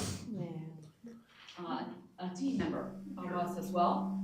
I'm Mickey Thompson, the Executive Director of 201 Tampa Bay Cares, and I want to introduce, as many people know her, Deb Hawley is one of our past board members of 201 Tampa Bay Cares, and she serves on our advisory council for our agency. So I wanted to You have to get in a picture as well. Ask the camera. You may have heard of her.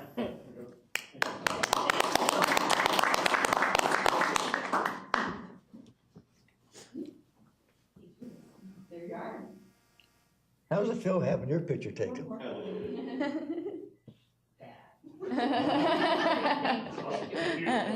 Just I want to say a couple quick things here. Certainly want to thank Mayor Beavis, particularly your comments a couple of weeks ago, to really point out that 211 is here for people who are struggling with life challenges, mental wellness, illness issues. But 211 is here to help people, and thank you for helping getting the word out. On behalf of our board of directors, we really want to thank not only Mayor Beavis, but the entire city council, the entire city of Oldsmar. I wanted to let you know you're joining together actually with over 200 communities nationwide who are celebrating February 11th, the second month, 11th day, 211, as National 211 Day. This is a very special year for 211. 15 years ago, the FCC set aside those 3 digits for people to dial it anywhere in the country. So whether you are here in Oldsmar, you're in St. Petersburg, Buffalo, New York, Anchorage, Alaska, I do not answer those lines, but you can call, no matter where you're at, a free call, those 3 digits, and we really want to get that message out. So lastly, we ask everyone who's in earshot or watching online or on television to help us celebrate. Excellent. Well, they can help us celebrate. Really, we're asking people to help celebrate by telling a friend, a neighbor, someone who you know maybe who is struggling with a life challenge, or maybe they do, that they can call 211 24 hours a day, 7 days a week. So we really thank you so much for acknowledging National 211 Day. Thank you so much. Thank you, and thank you for the great service that you guys provide. Thanks. After my 3rd meeting, should I call 211? To call 211, yes. I may need to. You're going to be depressed? Okay, Yeah.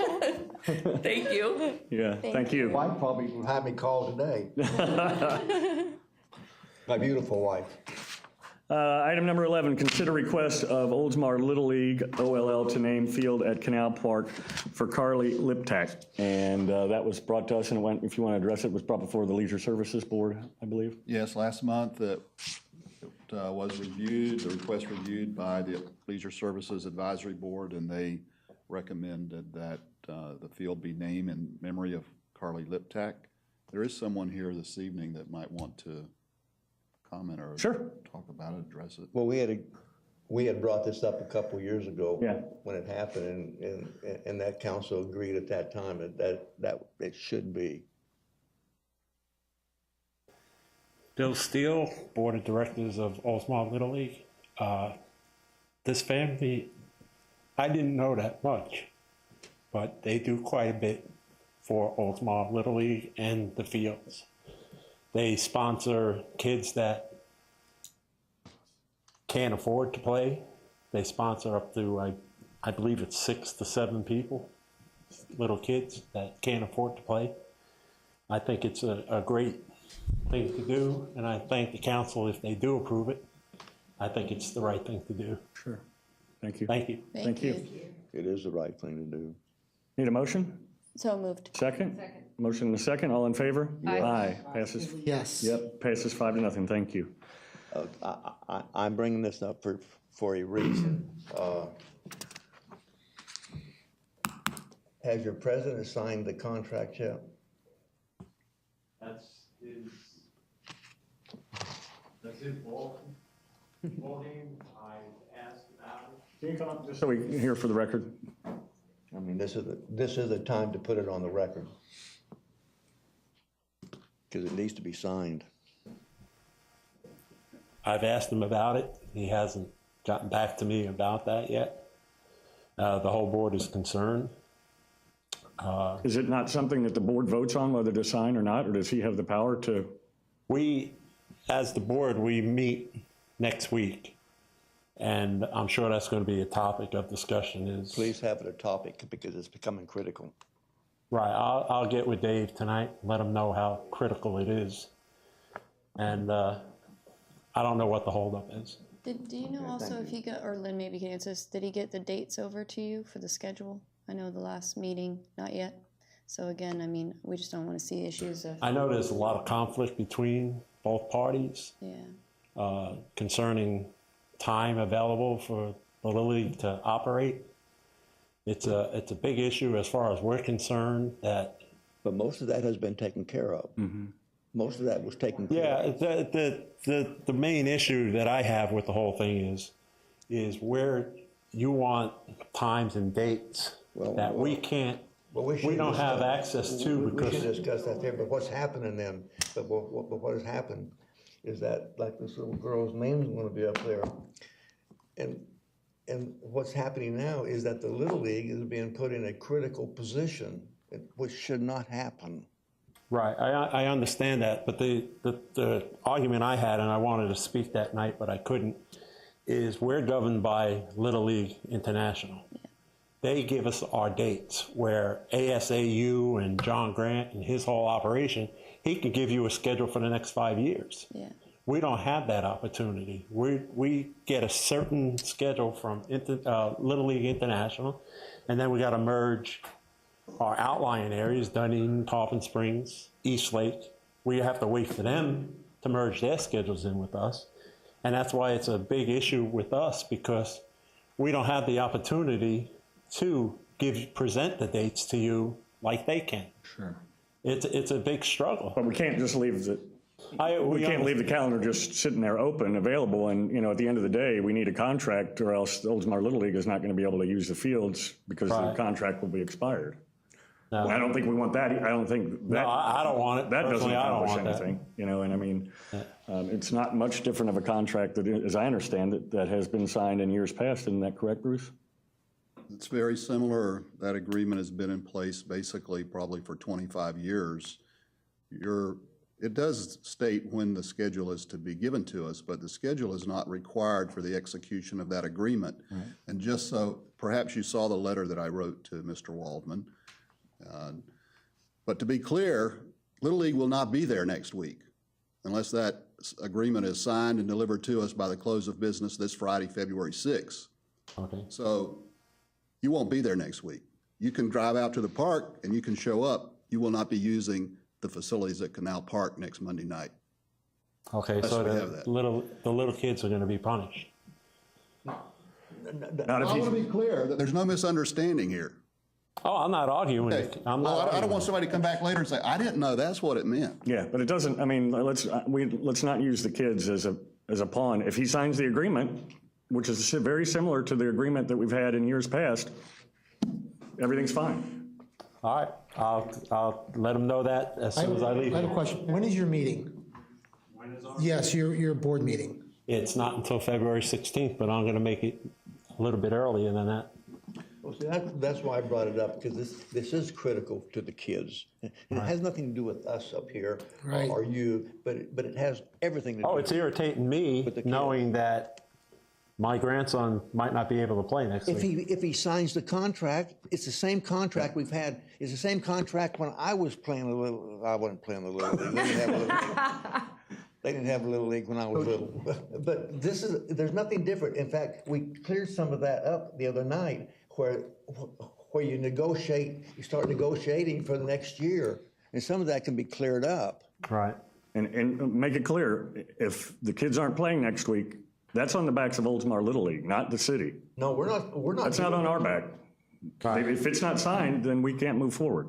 Oh, believe me, when I leave here, I'm going to light a candle. Yeah. We do too. Because the Little League is important to this city. Oh, it's really very important to me. But it's no different than any of the other people that use it, the Falcons, or, you know, we have agreements with all of them, and, you know, it's just. But don't use the kids.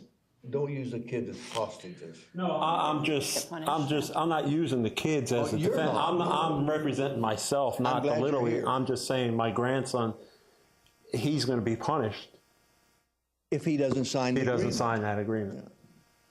Nothing Dave can answer to all the parents that have kids that aren't playing as to why you didn't want to sign it. And it's important that the kids out there play. Thank you for coming tonight and taking care of that. Okay, will do. And let's not lose sight of what the real item was about Carly, and it's about the kids. So, you know, but it's an important thing, and we want to continue to work with Oldsmar Little League, so. I apologize for bringing it up, but it needed to be brought up. I didn't realize that it was by this Friday Oh, yeah. too, so I think it's important. Yeah, that so we it's know good that you brought it up. Yeah. Yeah, I don't know that they realize the severity of it, so. That's all for the city of Oldsmar. City attorney? I don't have You anything. look pretty heavy there. Yep. Nothing tonight, thank you. City manager? Thank you, Mayor. Item 12, approved grant agreement with Florida Division of Emergency Management for flood mitigation grant. This is the first time that we have applied and participated in this particular grant program. It's federal funds through the FEMA. It comes to the state of Florida, administered by the Division of Emergency Management in the governor's office. And this program is to replace housing that has incurred repetitive loss from the flood insurance program, meaning that there have been multiple times where the house has flooded, the owner has filed claims and, received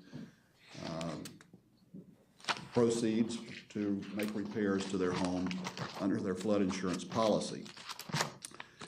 This, there will be, assuming the agreement with the state is approved, subsequently, I don't know if it'll be the next meeting or in March, an agreement with the homeowners. Michael and Evelyn Otto, the property is at 346 Shore Drive East. The program involves the demolition of their existing home or house and the replacement of that house. There are some restrictions. The new house cannot be more than 10% larger than the existing house. The Ottos are responsible for all of the work, the demolition, constructing the new house. And in essence, the money comes to us and they would be reimbursed periodically as progress is made on the construction of the new home. The city receives $11,250 as our administrative cost for administering the grant. That was the lowdown in a quick version, I guess. So if you have any questions or comments, I'd be happy to respond to those. But obviously, it will be a benefit to the Ottos, but the benefit to the city is that it removes, a property that has already suffered repetitive losses from flooding, and it replaces it with a new home that is above the base flood elevation. I think this will be constructed at 12.4 feet. So that's the long-term benefit to the city. And while it's someone's money, it's not coming out of the Oldsmar treasury. Correct. And this just secures it with the federal government so that then we can work if we don't have the money, we can't do anything. So. Well, the state has recommended, which I fully concur, we would want to have the grant agreement in place with them before we had an agreement with the Ottos. Makes sense. To execute it. Need a motion? So moved. Second. Motion and a second. Hey, don't be getting out of turn over there. All in favor? Yes. Aye. Passes 5-0. Thank you. Thank you. Mayor and council, the next two items, 13 and 14, are both requests for fee waivers for special events. These are both historical events. The Armadillo Run has taken place for probably at least 30 years. And I was refreshing my notes. The amount of the fee waiver is $963. The Armadillo Run is scheduled to take place on Saturday, March 13th. Probably best to do these separately. They're separate items on the agenda. Need a motion? So moved. Second? Second. Motion and a second. All in favor? Aye. Aye. Passes 5-0. Jerry? No, I just said aye. Oh, I didn't hear. Or yes. It's that old microphone thing. I got my microphone closer to me. 5-0. Thank you. Next item? Thank you. Item 14, approve special event fee waiver for Oldsmar Days and Nights, March 27 to 29. This event will be held at Orioles Park, and I think it's over 50 years. And the amount of the fee waiver is $4,815. It's a 3-day event. And a great event on top of that. Need a motion? Motion. So moved. So moved. Second? Second. Motion and a second. All in favor? Aye. Aye. It started in 1964. 1964. Thank you. Anything else? That's it for me. Thank you. Thank you. City Clerk. I have Item number 15, preview the Celebrate Oldsmar video, and I would like to ask Deb Pauley, our communications specialist, to come up and take care of the unveiling. Very good. Exciting. Good evening, Mayor and Council. I'm Deb Pauley, Communications Specialist, City of Oldsmar. The city was very excited to explore the possibility of drone use and its possibilities, and soon in a few minutes you'll see the end results of our marketing efforts with Stephanie Frank. I'd like to bring Stephanie up. Stephanie is president of the Thunder Media Group, so she's going to tell a little about herself. Hello. Hi. First, I'd like to thank you for naming a field at Canal Park after Carly. I don't know if you remember me many years ago, but I was heavily involved with Oldsmar Little League for many, many years, running the girls softball program. I ran it for the Little League, and then I was also with District 12 as an ADA for girls softball. So I find it kind of amazing I'm here tonight. I didn't see the agenda in advance that you were doing that for her, so that's really special. Very nice. I have been in Oldsmar going on almost 20 years now. My husband and I own Thunder Media Group as well as Lightning Technology Group. Anything dealing with the internet website, we basically create from on the Thunder Media side of the business. We have specialized in a lot of different things over the years, and we're always looking to advance what we do, and buying a drone was basically a no-brainer. No, that was not us flying over by the White House. My drone was safely tucked away in its case. But it was an awesome opportunity when Deb approached us about creating something special for the city using the drone. It happened to also occur on an evening when you guys were shooting off some fireworks, and we had just seen some video where people were flying their drones into the fireworks, that we weren't brave enough to do that because we had, people and crowds and fireworks. We kind of stepped back, but we did fly up, so it was pretty cool. We have found that just recently, so in the last year or so, that pictures and video is kind of the trend because people don't have a lot of time. They are quickly accessing information via their phones, mobile devices, so being able to say everything in video or pictures is the trend that we're seeing. So enjoy, hope you have fun with it. And I believe it's in your packet, but this project was initiated to explore the potential use for a drone from ecotourism. The marketing aspect of that, marketing is a waterfront community.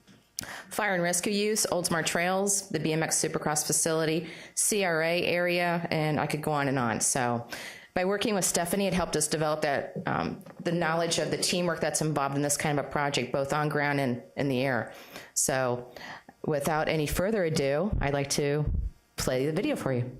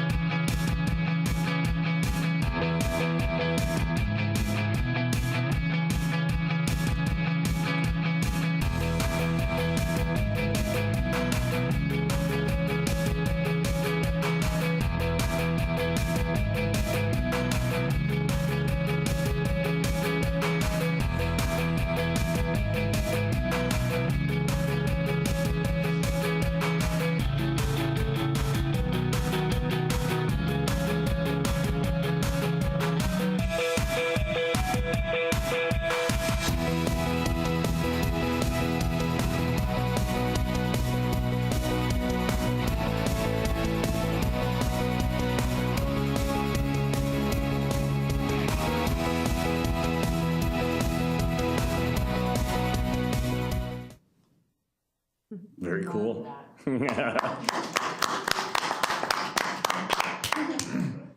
It was neat. I was actually standing next to your husband when he was running the iPad for the fireworks, and he was sweating. He was like holding that thing. He's just watching the drone fly. Notice how much higher up we were? Yeah. We got up above The fireworks. It was great. Yeah.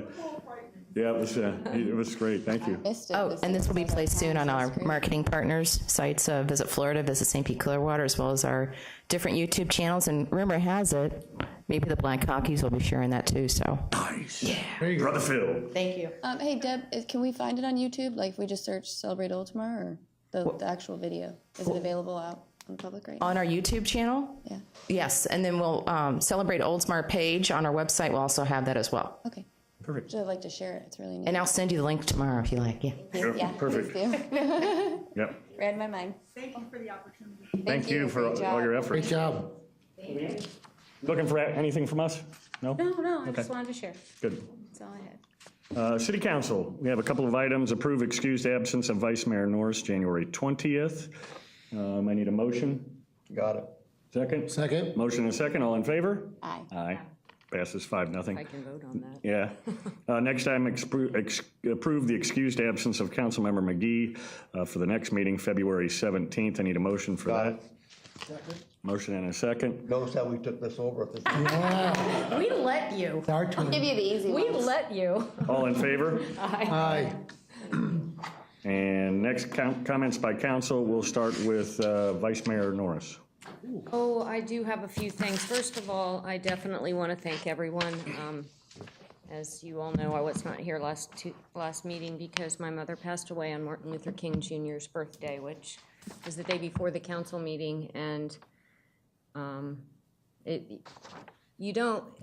you're not prepared for it. She was on hospice for 2 months, and you think that you're prepared for it, and you think that you've asked everything, and you think you've spent enough time, and you think you don't. You just make sure that if you've got whoever you love, don't assume that you're gonna have time with them, even if they're on hospice, because even after 2 months, there's so many things I wish I would have asked her, so many things I wish I would have told her, and it's been very difficult. It's been probably the most difficult time in my life. You losing your mom. So I got so many prayers and so many cards and so many calls and so many texts and flowers. It was just the outpouring of love from citizens of Oldsmar.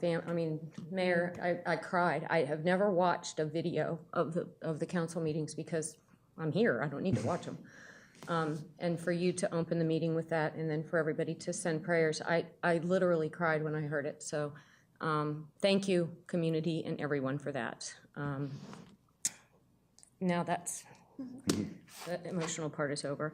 The very next day, now I did not know this until today because I'm just getting caught up with my emails, but I'm very proud to announce that I was chosen to be on a committee that I applied for last year. I applied for it over this summer, and I actually got the email saying that I was chosen to be on the committee the day after my mom died, so it's even more special to me. And it's kind of long. It's the Energy, Environment, and Natural Resources Policy and Advocacy Committee, and it's part of the National League of Cities, and there's representatives from all over the country on this. I haven't yet seen if there's anybody else in the Tampa Bay area, but I am going to the National League of Cities Congressional Cities Conference in March and the French Ambassadors Sustainability Conference in March, and they're having a lot of activities and meetings, and I'm really looking forward to it. It's basically involves air quality, water quality, energy policy, national wetlands policy, noise control, solid waste, and hazard waste management. And of course, you guys all know I'm the resident tree hugger, so this is wonderful stuff for me. Congratulations. Thank you. The art project is moving right along in Oldsmar. Professor Canyejo is bringing his class. He's got 7 kids in the art and architectural class, and he's coming out for a field trip on February 24th. So that's moving along. So then after that, the kids are going to do their presentations to the council. And, the Lockheed Martin, I have to do a shout out to Lockheed Martin for the solar panel project that they just got approved that they're going to be putting up. They got a $5 million project going on, and they're gonna be putting a canopy-style solar over their parking lot. And it's only gonna take 8 years for them to get back their investment on that. That's awesome. It's awesome. Yeah, I mean, great. it's awesome. I drive by waiting to see I know, it's I want starting to to go go out up. there. It's like I want to watch it. And they still have the 30% federal tax credit, so I just want to put out there that I was really glad to hear the guy talk about solar, and I think it's something that we as a city should definitely look into. I mean, a 30% tax credit is huge. So great job, Lockheed Martin. And then one more thing, the field trip was great to the Burrow pits. We got to go see Oldsmar's two lakes. I know they're lakes now. I know, it's great. Got to go see Oldsmar's 2 lakes, and it was just wonderful. So that's it. Councilmember McGee? The pictures of Janice, those were great. So, you know, I remember the day because it's my oldest sister's birthday, and so I was celebrating my sister's birthday when Ruben called me and informed me that Janice has passed away. So you never forget that. And I remember that evening, it was like the most beautiful sunset over Lake Tarpon. I was over at my sister's house that night. So, of course, thinking of you, Ruben, as that day's coming up always. And, you know, it's funny, I have Janice's number in my phone as Janice Miller's cell, and Ruben uses her cell. And a few weeks ago, he sent me a picture of Oldsmar sunrise one morning, and so I always get it, and it says from Janice Miller. Oh. And it was a beautiful picture, and I had a very challenging year last year, and I hate when we get emotional. It's okay. But I just love this community so much because, you know, we're there for each other. Ruben's there for me, I'm there for him, we're all there for each other, and I just, you know, I don't know any other city like that, and I don't know any other city council that cries as much as we do. Just had 2 girls cry on the council. But just thinking of you always, and Janice was a huge advocate for me and inspiration for me to run for city council, so, you know, I could never forget her. And so just wanted to mention that. And also, I didn't see anyone here from the Friends of the Library, but they have their Valentine's Day lunch coming up on Valentine's Day at the library. I will be unable to attend, but I'm sure they probably still need people to help with sandwiches and bringing snacks and cookies. And so if you're interested, you know, you could contact the library or Forrest Williams, anyone with the Friends of the Library, Orchid Rogers, to help them with that luncheon. It's always a great luncheon. And then also, thank you for the excused absence. So I do have a work conference on the 17th. I have to be out of the state. And lastly, just a question for Lynn or Bruce, because it kind of brought Little League in perspective for me. Are there any fields within the city that are, and I know we're going through that lawsuit and everything right now too, that are dedicated, like even just one field solely for public use that can't be rented to?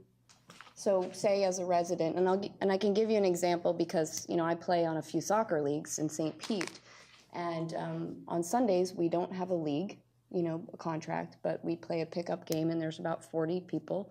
And I'm not a St. Pete resident, but I do own a home there now, and I'm a taxpayer, and I do visit there.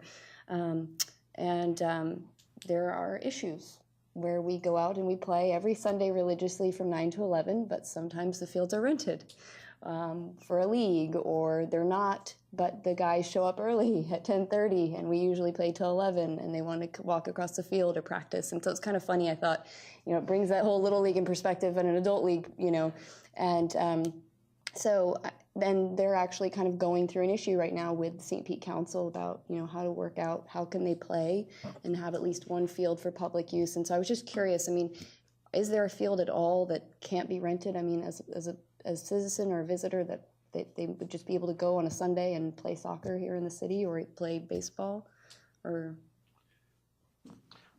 You can answer that, Lynn. It's I mean, funny They're all rented. Anything is all of the fields are subject to rental at some time. It would be unusual that every field in the whole city was rented on a particular day, but well, couldn't we have before you could? Couldn't we set something like that up at Sheffield Park? I mean, the reason I bring it up is because it's funny, you know, now here I am. We play religiously. We're not troublemakers, you know, we're working class people. And you know, and there's always this debate between the league and these adult men that I play soccer with. Sheffield Park has all kinds of land out there. What's funny is that that, and it doesn't happen all the time, like you said, you know, there are occasions where it happens and it's frustrating for them, you know. But even, and this is at a park called Puryear Park in St. Pete. Well, the other night I had joined another league and they said, let's go practice at Walter Fuller, which is a huge park in St. Pete. So 7:30 on a Monday night, there's about 6 of us and we're just gonna go play on a little field. And as soon as we walk onto the field by the concession stand, a gentleman who said he was the director, I think, of the league, or, you know, I can imagine kind of like a USAA rep, says, what are you doing here? So we're just gonna go practice. Oh no, these fields are all rented until 9 p.m. And I kind of laughed to myself and we said, well, we just want to go play over there. And he said, no, you know, he said, we're actually rented. And I said, we're like, what if we just walk over there? And he goes, look, if I don't see you, if you're way over there, that's fine. So it ended up working out. But it was originally like, as soon as we walked onto the field, God, yeah. and I can imagine, I'm sure that same thing happens with so I just want to bring it up and see, maybe going forward, that's something we need to look at, because I understand. I mean, as a citizen, or a visitor, you want to just be able to go play a game or take your kid down there, and you can't because it's all rented. I mean, maybe there should be at least one designated field, you know. Well, Sheffield would probably be that because it's not used every night. Yeah. Canal is a different story, and that's because it's pretty much dedicated to the Little League and teams travel ball and things of that nature. Sheffield, yes, on Sundays they play cricket out there, not all year round, but Sheffield's available more so than Canal Park.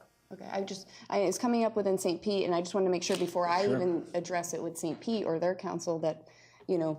But it is rentable. Sheffield is rentable. I was just curious how we compared. You know, it's funny to get that perspective. Well, we don't rent the basketball court out at the Sheffield Park.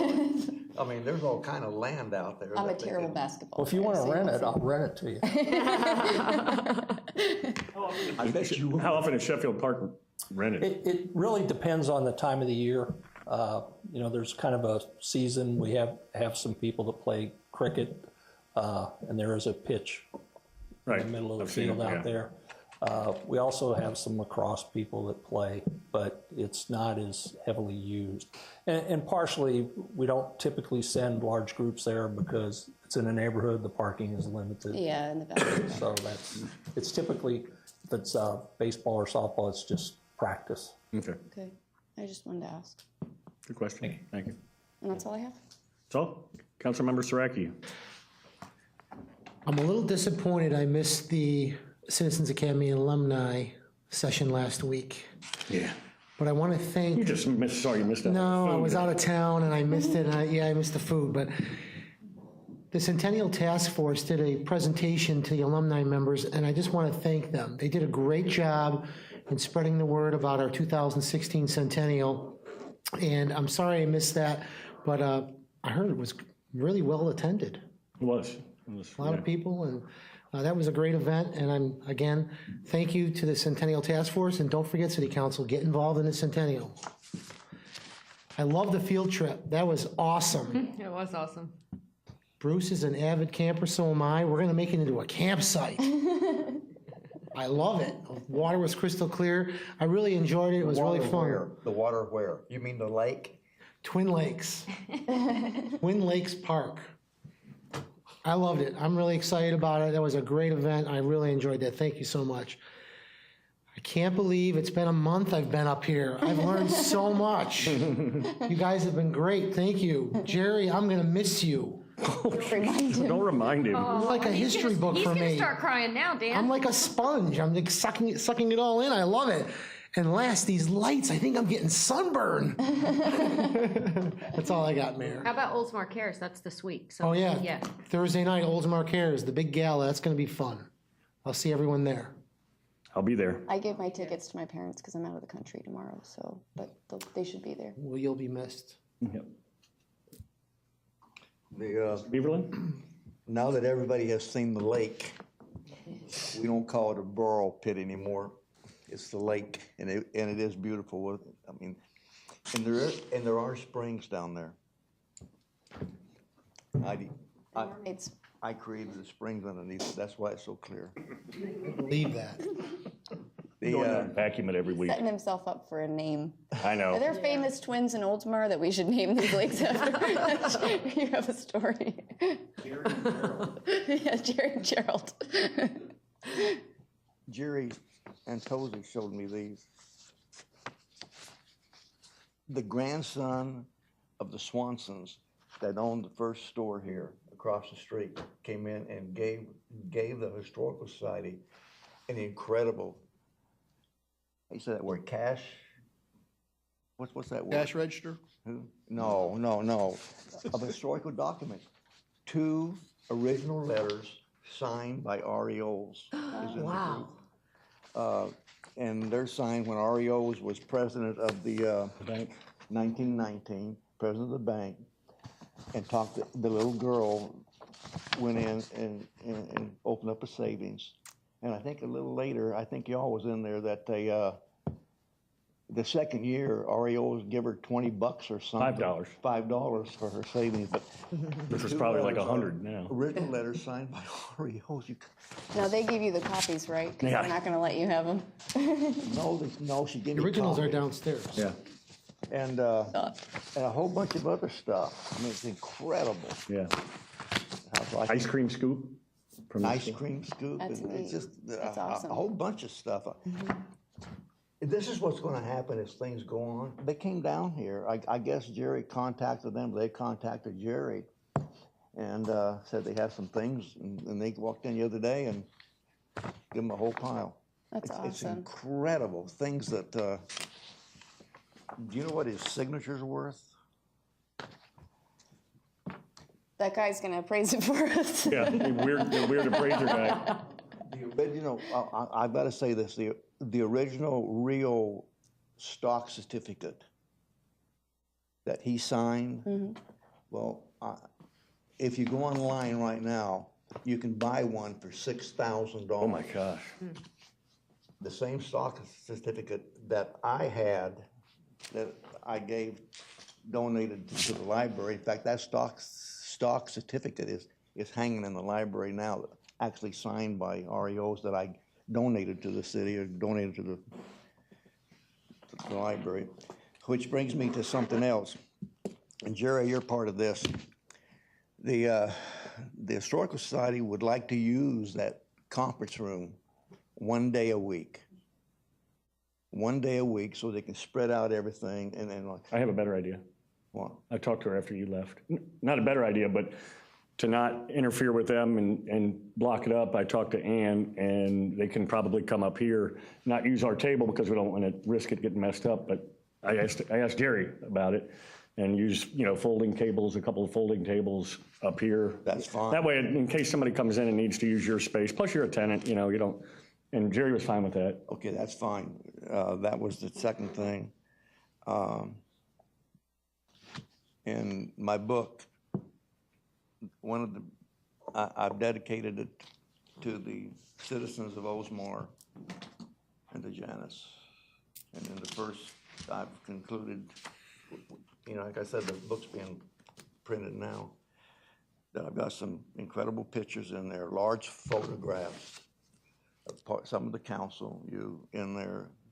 And that's about the first 4 or 5 pages. So she meant a lot to a lot of us. She meant a lot to a lot of us, and it's okay to cry about it. What's the water for? To bother your leg as you're sitting here? Yeah, to take home. We gave each employee 2 We got cases. water down here, okay. I just want to bring it out so nobody's gonna arrest me. So this is our water? Yeah. I'm thirsty. That's why I'm bringing it up. It's in case the air goes out in here. Nobody's telling us this Nice. thing. Tom, I probably ask you this one at a time, and again, thank you for your prayers. In this lawsuit that should be on Mars or somewhere, is there a possibility we can collect money from that? Are you talking about the Belsic lawsuit? Yeah, I'm talking about that. The answer is that if, when we prevail, I like that attitude. When we prevail, we will be entitled to our costs, which means the court reporter cost, deposition cost, that type of thing. We would not be entitled to our copying costs, and we would not be entitled to our attorney's fees. But whatever it is, make him pay. What are the chances of that, of the judge awarding that? Well, if we're the prevailing party, Yeah. it will be awarded. Yeah, I mean, there wouldn't be a reason why he would waive it or not. No. Okay. And other than that, thank you all for who you are. Thank you. The visit to the lakes, absolutely incredible. And we've talked about it for, ever since I've been on council and on and on and on. And actually have some history with it because I was a hydraulic engineer and worked on some of the projects surrounding it. And we had to take into consideration those, at the time, borrow pits in the hydraulic design. So it was kind of neat to finally get out there and see. And then this morning, I was in the clerk's office, and was it 2001? There was an envelope from 2001 when they had basically just started excavating those lakes or taking them out. So it was kind of neat to see. Yeah, they'd gotten down about 8 or 10 feet, but, so that was really neat to see. And then We Mean Business, I mentioned this at our last council meeting that we were going. We did the We Mean Business to Forest Lakes Elementary, Oldsmar Elementary, and Oldsmar Christian School. And I got to tell you, it was probably one of the best We Mean Businesses that we've had from a completely different perspective. Normally, we're going to businesses that decide to move here. Well, we know the school district tells the schools where to be, but and kind of their business model. But the 3 different schools, we got 3 different perspectives, and the teachers, especially the 2 from the public schools, they don't ever really get a chance to see each other. So we all went to lunch afterward, and Brother Eddie from Oldsmar Christian was kind enough to pick up the tab. He said the CEO called and told him that he should do that. And Bruce is like, I said,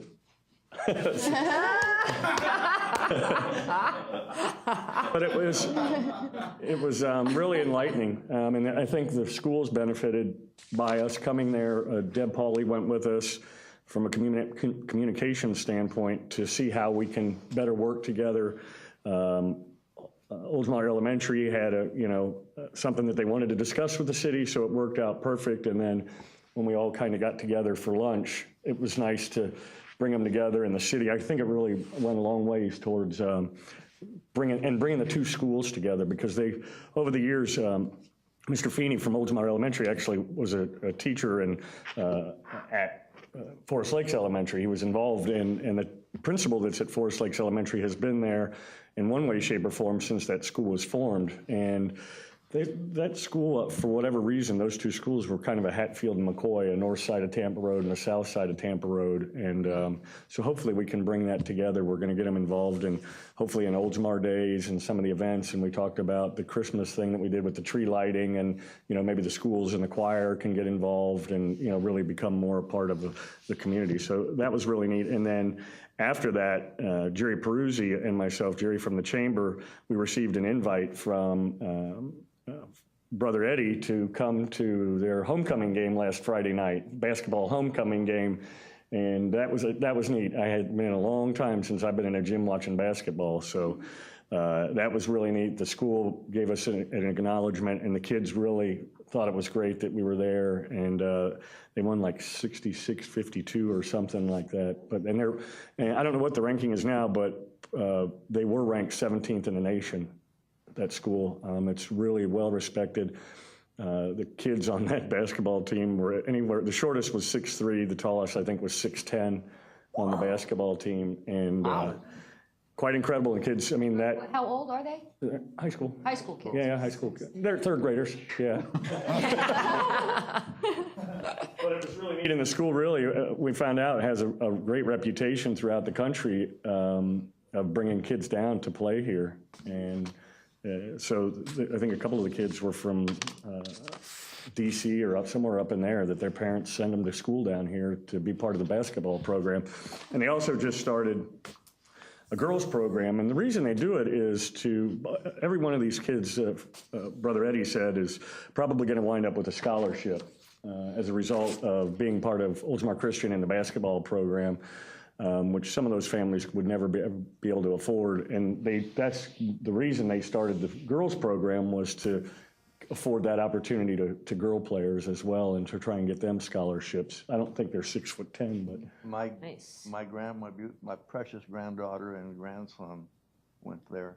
My granddaughter played on the girls' basketball team until she fell and broke her wrist. Oh, yeah. How long has Brother Eddie been there?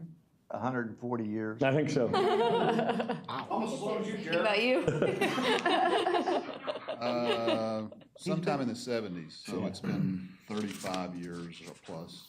Yeah, but it was, I thought that was just really neat to bring the three schools together, and yeah, it was nice. It wasn't something that we normally do, and I don't know that we'll do it again for a while, but at any rate, that's all I have. And Janice, we miss you, and the pictures were great, and Ruben will be thinking of you, and our thoughts and prayers definitely. So I have nothing else. Tom or anybody? No? Need a motion for the February 17th agenda? So moved. Second? Second. Motion and a second. All in favor? Aye. 5-0. Thank you.